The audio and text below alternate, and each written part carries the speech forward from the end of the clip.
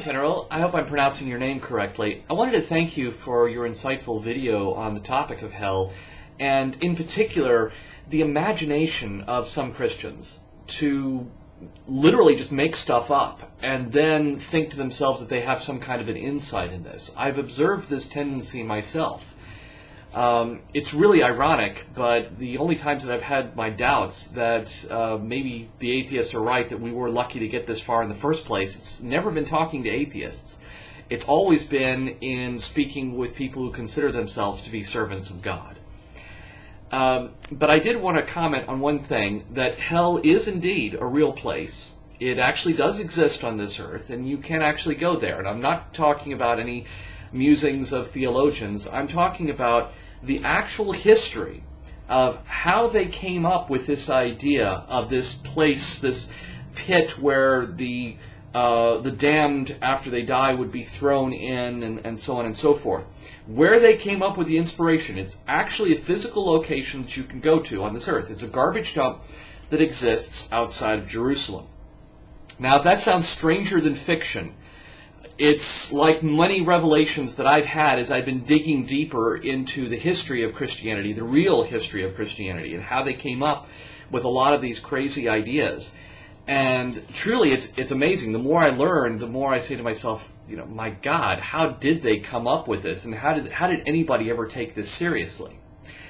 But in all reality, the inspiration for hell is a real place. And first of all, it's important to get some background here. The ancient Hebrews had no concept of hell. They had no concept of the afterlife. Their idea was that there was this place called Sheol, which means the grave. And it was more of a metaphoric place, oblivion. The idea is you die, you stay dead, fade to black, roll the credits. There are many passages in the Old Testament that allude to this, one of which is Ecclesiastes chapter 9, verses 5 to 10. For the living know that they shall die, but the dead know nothing. Neither have they any more reward, for the memory of them is forgotten. Also their love and their hatred and their envy is now perished. Neither have they any more portion ever in anything that is done under the sun. Go thy way, eat thy bread with joy, and drink thy wine with a merry heart. For God now accepteth thy works. Let thy garments always be white, and let thy head lack no ointment. Live joyfully with thy wife, whom thou lovest all the days of the life of thy vanity, which hath given thee under the sun all the days of thy vanity, for that is thy portion in this life, and in thy labor which thou takest under the sun. Whatsoever thy hand findeth to do, do it with thy might, for there is no work, no device, nor knowledge, nor wisdom in the grave whither thou goest. Now, as I say, there are numerous other passages along those lines, and there is further discussion of this in my online book in chapter 13 on hell. So the ancient Hebrews had no concept of the idea of a place of eternal punishment. So where did the Christians get this idea? Well, as it turned out, in their history, there was a rival religion, the god of Baal or Moloch. And supposedly in this valley of Gehenna, or the valley of Gehinnom as it was known, there were supposedly these blood sacrifices that were done, where children would be sacrificed and thrown into the fires.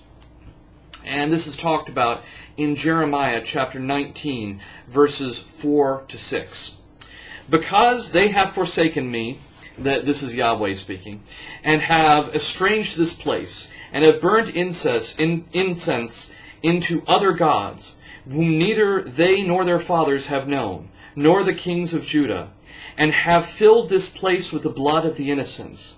They have built also high places of Baal, to burn their sons with fire for burnt offerings unto Baal, which I commanded not, nor spake it, neither came it into my mind. Therefore, behold, the days come, saith the Lord, that this place shall no more be called to profit, nor the valley of the son of Hinnom, that is Gehinnom, but the valley of slaughter. So the idea here is that the ancient Hebrews, once they overcame this rival cult of this supposedly sadistic god, believed that the valley itself had been tainted with the acts of evil that had been done there. And historically, what they did with this place was they turned it into a garbage dump, and they would throw their garbage into it and burn their garbage there. And as a final insult to executed criminals, they would take their bodies, and instead of burying them, they would toss them into this garbage dump. So here you have a valley associated with a sadistic god who was an enemy of their Lord, where they were burning garbage and they were tossing the wicked dead into this burning pit. I mean, is this starting to sound familiar here? This is how they came up with the concept of hell, the Valley of Gehenna. And in fact, those who are familiar with mythology will know that Gehenna is a synonym for hell. Now, the question is, do Christians today know this? Well, in fact, they don't deny it. And Pat Robertson's own website, in his discussions on hell, he's quoted as saying, "Now, what is hell like? Jesus said it's like Gehenna. Gehenna was a city dump outside of Jerusalem. He said the fire is never quenched and the worm does not die. It was an eternal burning, a place of refuse, and a burning he used to describe hell." Now, needless to say, Robertson doesn't actually provide any evidence that the real hell exists.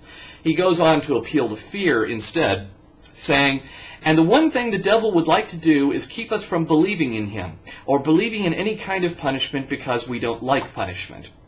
So, as you can see, there's no evidence that a literal hell exists.